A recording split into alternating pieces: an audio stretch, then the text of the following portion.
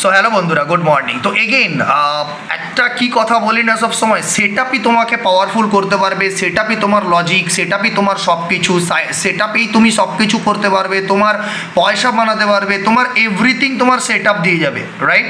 তো as it is মার্কেটকে দেখো, যা প্ল্যান আমি আজকের সকালবেলা দিয়ে দিয়েছিলাম যে আজকের ব্রেকআউট ফেলিওরের উপরে আমরা প্ল্যান করবো, and look at the profit. আমি 7,500 8,000-এর কাছাকাছি আমার প্রফিট হচ্ছে, রাইট? অবশ্যই ট্রেডটা যেটা ছিল তার লজিক অবশ্যই বলবো কেন নিয়েছিলাম, কী কারণে নিয়েছিলাম। আর দেখো এই যে ট্রেডটা নেওয়া যে আমার না, এখানে আমি কি নিয়েছি দেখো, কল বাইং করে পুট বাইং করেছি আর পুটকে ডেবিট সিস্টেম ফলো করেছি, রাইট? তো একদিকে আমার কত 5-6 হাজার টাকার কাছাকাছি লস আসছে, আর একদিকে কত দেখতে পাচ্ছ 7-8 হাজার টাকার কাছাকাছি, 6 হাজার টাকার কাছাকাছি আমার ওখানে লস, আর একদিকে দেখতে পাচ্ছ পয়েন্ট। ওভারঅল এই 7,000 প্লাস প্রফিট ক্রস করছে। এটা তো গেছিলো 8,000 8,500 গেছিলো, বাট হোল্ড তো করতে হবে প্রফিট না, তো সামথিং রিট্রেসমেন্ট ঘটেছে। তো এবার যদি দেখি আমি এখানে অপশানে কত পয়েন্ট পেয়েছি আমি, ঠিক আছে? তো সেটা যদি দেখি আমি অপশানে এই মুভমেন্টে পাচ্ছি, যেটা পেয়ে গেছিলাম অলরেডি 77-80 পয়েন্টের কাছাকাছি পেয়ে গেছি। একটি লট লাস্ট ফেলে রেখেছি, একটি লট, ঠিক আছে? তো কত লটে ট্রেড হয়েছিল? 7 লটের কাছাকাছি, 7-8 লটের কাছাকাছি ট্রেড হয়েছিল, ঠিক আছে? তো একটি লট লাস্ট অবধি পড়ে রয়েছে, কারণ বুঝতে পারছি এটা আমার একটা এখানে একটা জায়গা যেটা আসছে সেটা হচ্ছে আমার এম লাইন। তো এম লাইন অবধি আমি আমার ম্যাক্সিমাম কোয়ান্টিটি লক করেছি, ওকে? সো এবার এখানে যে জিনিসটা দেখবো যে কেন আমার ট্রেডটা হয়েছিল, কি কারণে ঘটেছিল। সো ওভারঅল যেটা দেখতে পারো যে আজকের দিনে যদি আমি বলি যে আমাদের স্টুডেন্টদেরকে আমি একটা ভয়েস করে দিয়েছিলাম, তো সেই ভয়েসের মধ্যে ক্লিয়ারলি বলেছিলাম যে এই যে ব্রেকআউট, এই ভয়েসটা এখানে ছিল, রাইট?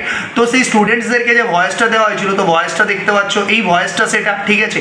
এই ভয়েস এটা বলা হয়েছিল যে এই এরিয়াগুলো দেখতে পাচ্ছ স্ট্রাকচার পয়েন্ট, এখান থেকে ব্রেকআউট ফেলিওরে ট্রেড করতে হবে, ঠিক আছে? যদি ব্রেকআউট হয় সেই ফেলিওরে ট্রেড করবো, ওকে? অ্যান্ড অ্যাজ ইট ইজ দেখো মার্কেট পিডিএইচকে ব্রেক করে, অ্যান্ড পিডিএইচকে ব্রেক করার পরে ওখান থেকে ট্র্যাক করে দেয় সবাইকে, রাইট? আমার এন্ট্রি হয় কোন ক্যান্ডেলে? 9টা 24-এর ক্যান্ডেলে। অ্যান্ড লুক, 9টা 24-এর ক্যান্ডেলে জাস্ট 44 পয়েন্টের স্টপ লস ছিল।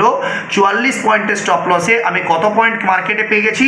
235 পয়েন্ট, ওয়ান ওয়ে ফল, একটা ডাইরেকশনে ফল মার্কেটে, right? So this is everything না। যখন তোমার প্রসেস তোমাকে একটা লজিকের সাথে হবে, যখন তোমার একটা প্রসেস তুমি প্রপারলি ফলো করবে, তখনই তোমার কাছে প্রফিটেবিলিটি আসবে।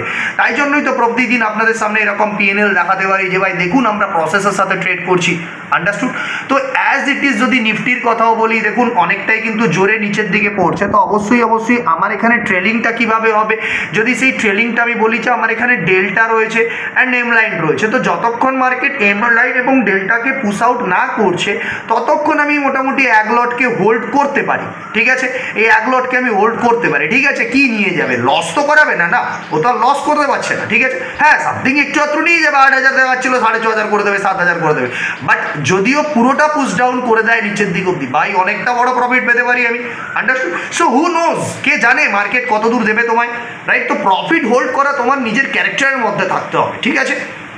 নিফটির কথাও বলে নেবো তার সাথে, রাইট? তো যদি নিফটির কথাটাও বলি, তো দেখতে পাবেন নিফটিও কিন্তু একেবারে ব্রেকআউট যে এরিয়াটা ছিল পিডিএইচ এর কাছ থেকে, সে তার এম লাইন এবং কাপ্পার তলায় চলে আসে, এখান থেকে আমি ইজিলি ট্রেড নিতে পারতেন, ইজিলি আপনি এখান থেকে ট্রেড নিতে পারতেন।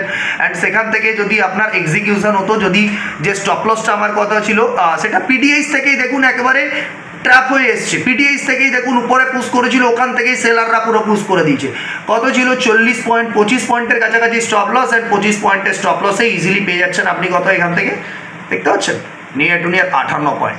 এবারে দেখুন, এবারে একটা জিনিস, একটা খতরনাক জিনিস বোঝানোর চেষ্টা করছি, দেখতে পাচ্ছেন মার্কেট কোথার থেকে 633 থেকে 70 পয়েন্ট, 60 পয়েন্ট নিচে চলে এসছে, বাট আমার পিএনএল এর মধ্যে কিছু ডিফারেন্স দেখতে পাচ্ছেন? এটাই হচ্ছে জিনিস।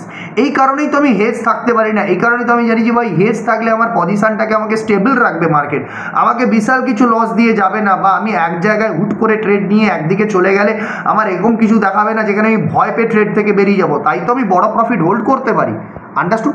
So overall this is the situation মার্কেটের। সো সেকেন্ড হাফে আমি আর কোনো ট্রেড প্ল্যান করবো না, আজকে ছুটি নিচ্ছি মার্কেট থেকেই, এখানেই একটি ট্রেড থাকবে আমার। উইকেন্ড খুব ভালো গেল, right? So thank you for watching, and thank you and bye by.